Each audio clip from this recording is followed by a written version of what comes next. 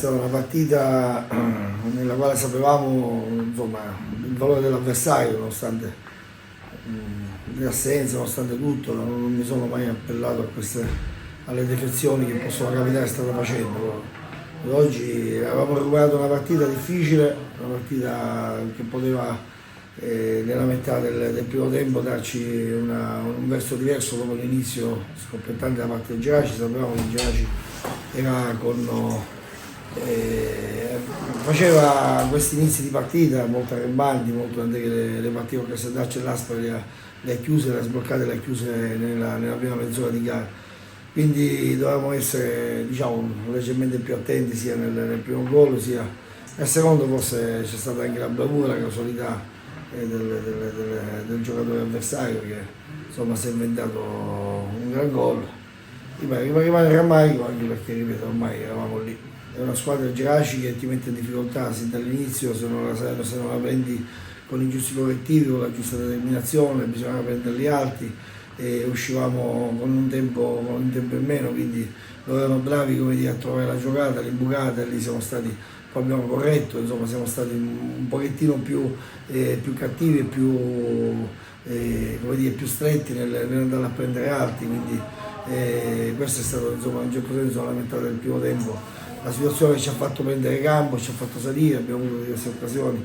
Il calcio di rigore anche insomma, è dettato da questa voglia di andare in verticale in un determinato modo, ripeto, poi ci può stare l'errore, ci può stare tutto, ma alla fine pazienza, dobbiamo rimboccarci le maniche perché eravamo un passo dal conseguire un risultato che poi tutto sommato ci poteva stare. Alessandro ha fatto la sua gara, naturalmente, ripeto, veniva da un periodo abbastanza difficile così come tanti altri, però tutti ci hanno messo il cuore, ci hanno messo l'anima, quindi non posso rimproverare nulla ai miei giocatori. Diciamo che c'erano delle scelte un po' limitate in alcune situazioni, quindi cambiare pelle non era facile, mantenere dei ritmi per 90 minuti altrettanto.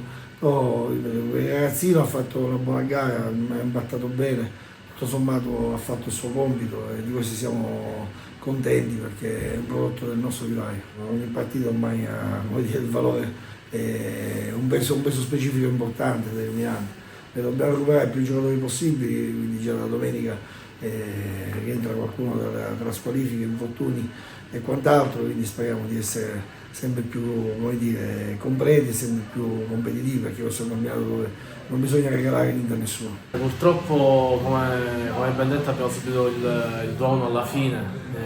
Penso che il pareggio era stato più giusto, però chi vince festeggia e chi perde spiega, quindi noi siamo qua ancora a leccarci le ferite, ma dobbiamo lavorare e pensare già alla prossima partita. Non cerchiamo scuse. Sì, ci sono infortunati, squalificati, però dico, chi va in campo è chiamato per quello, quindi non ci attacchiamo a questo e ripeto, prepariamo già la prossima partita. Ho avuto un po' di fortuna, quindi la palla è stata deviata.